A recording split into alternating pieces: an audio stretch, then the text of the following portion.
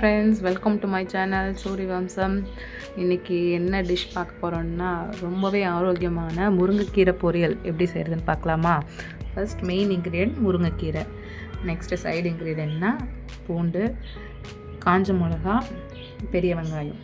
அப்புறமேட்டு அரைக்கிறதுக்கு தேவையான பொருள் வந்து நான் பின்னாடி சொல்கிறேன். ஒன்றுமே இல்லைங்க, அவருக்கு எப்பயும் மாதிரி ஒரு கடாயில் கொஞ்சமாக எண்ணெய் ஊற்றிடுங்க. கொஞ்சம் எண்ணெய் ஊற்றினா போதும், ரொம்ப ஆயிலியாக இருந்தால் நல்லா இருக்காது. கொஞ்சமாக எண்ணெய் ஊற்றி அதில் வந்து காஞ்ச மிளகாவையும் வெங்காயம் ஒன்றா போட்டு கூட நீங்கள் வதக்கலாம்.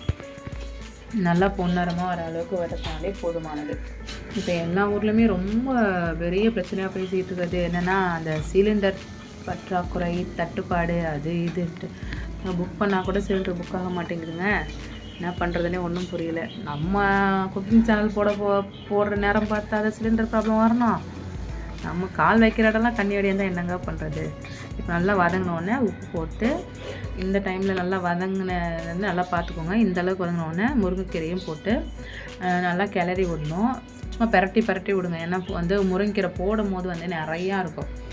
அப்போ வந்து நமக்கு ரொம்ப கிண்டிகிட்டேலாம் இருக்க முடியாது. சும்மா பரட்டி அப்படியே கீழேருந்து மேலே அப்படியே பரட்டி மட்டும் விடுங்க. ஒரு 2-3 நிமிஷம் வந்து நீங்கள் அப்படியே பண்ணிகிட்டே இருந்தீங்கன்னா தான் ஆக்சுவலாக முருங்கைக்கீரை எவ்வளோ ஆகுனே தெரியும்.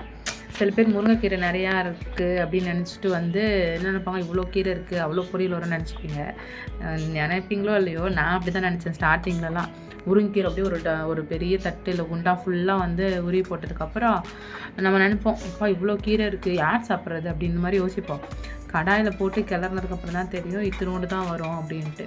இது தெரியாமல் நான் ஆரம்பத்தில் சமைக்க ஆரம்பித்த டைமில் என்ன பண்ணிட்டேன், இவ்வளோ கீரை இருக்குது அப்போ அவ்வளோ உப்பு போடணுன்ட்டு நல்லா நிறையா ஒரு கையளவுக்கு உப்பு எடுத்து போட்டாச்சு.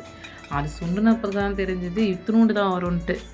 அந்த கீரை யாருமே சாப்பிட முடியல, ஃபுல் உப்பு. எனக்கு தெரியல இவ்வளோ கீரை இருந்தால் கூட சுண்டுனா இவ்வளோ தான் ஆகும்ன்ட்டு.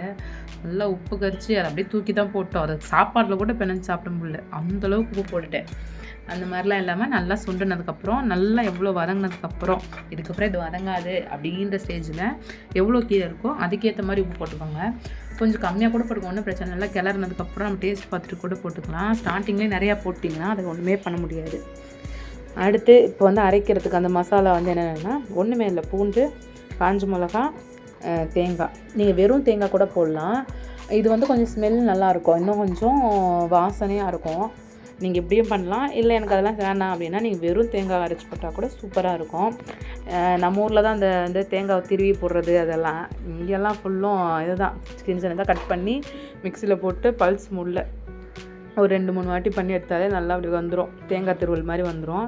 நல்லா குறைன்னு இருங்க. சட்னி மாதிரி நல்லா மையெல்லாம் அரைச்சிடாதீங்க. இந்த மாதிரி குறைன்னு இருந்துச்சுன்னா வந்து சாப்பிடும் போது அப்படி வாயில் படும்போது நல்லாயிருக்கும், சூப்பராக இருக்கும். இப்போ என்ன பாருங்கள், நல்லா வந்து இந்த கீரையில் இருக்க தண்ணி எல்லாமே வந்து வற்றணும். அப்போ தான் வந்து நம்ம அந்த தேங்காய் போட முடியும். இதில் வந்து அந்த கீரைக்கு எந்த தண்ணியுமே நான் ஊற்றலை. நம்ம அலசி போடுறோம் அந்த கீரை, அதில் இருக்க தண்ணி கொஞ்சம், கீரையிலே நேச்சுரலாக இருக்க தண்ணி இவ்வளோ தான். நம்ம வந்து இதில் ஒரு சொட்டு தண்ணி கூட இதில் நம்ம போடவே கிடையாது.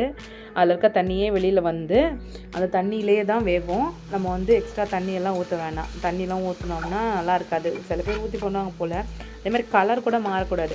நம்ம தண்ணிலாம் ஊற்றி வேக வச்சோன்னு வச்சுங்களேன், நல்லா பச்சை கலரில் இருக்கிறது ஒரு மாதிரி கருப்பு கலரில் ஒரு மாதிரி ஆகிடும்.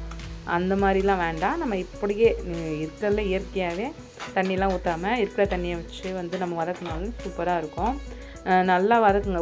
இப்போ பாருங்களேன், கடாயில் வந்து தண்ணியே இருக்காது, ஃபுல் அண்ட் ஃபுல் வந்து வெறும் கீரை தான் இருக்கும். ஒரு சொட்டு தண்ணி கூட இருக்காது.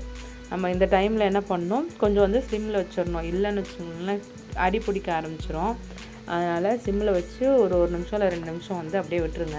அதில் இருக்க கொஞ்சம் மிச்சம் இருக்கிற அந்த கொஞ்சம் நஞ்சமும் வந்து தண்ணியெல்லாம் இதானதுக்கப்புறம் இந்த டைமில் தேங்காய் போடுங்க. ஒரு தண்ணியே இல்லாமல் இருக்கும்ல, அந்த டைமில் தான் தேங்காய் போடணும். தேங்காய் போட்டு கிளறி விடுங்க. ரொம்பலாம் இது பண்ணாதீங்க, நல்லா கிளறி மட்டும் விட்டுருங்க.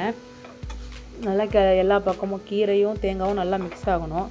நல்லா மிக்ஸ் ஆகிற அளவுக்கு கிளறிட்டு அப்படியே விட்டுருங்க. நீங்கள் ஒரு 2 நிமிஷம் அப்படியே விட்டிங்கன்னா அந்த தேங்காயுமே கூட அந்த நல்லா இதாகிடும். அந்த கீரையும் தேங்காயும் ஒன்றா மிக்ஸ் ஆகி அப்படியே இருக்கும். இந்த டைமில் நீங்கள் கண்டிப்பாக சிம்மில் தான் வச்சாகணும்.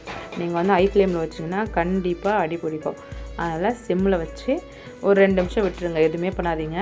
சில பேர் கீரைலாம் வந்து அப்படியே உருண்டையாக ஆகும், அது நல்லா வதக்காமல் அது கட்டு கட்டியாகும். அப்படிலாம் இருக்கக்கூடாது. நல்லா நம்ம கிளறி விட்றதுலேயே அது வந்து தனித்தனியாக வந்துடணும். சில பேர்லாம் அப்படியே கட்டி கட்டியாக கொடுப்பாங்க. அது கீரை ஃபுல்லுமே உள்ளே எதுவுமே போயிருக்காது, ஒரு உப்பு போயிருக்காது, ஒரு மசாலா எதுவுமே போயிருக்காது. அது மாதிரிலாம் இல்லாமல் அப்படி உதிரி உதிரியாக வரணும். சூப்பரான கீரை பொரியல் ரெடி. வாங்க எப்படி இருக்குன்னு சாப்பிட்டு பார்க்கலாம். செம்ம சூப்பராக இருந்துச்சு இது.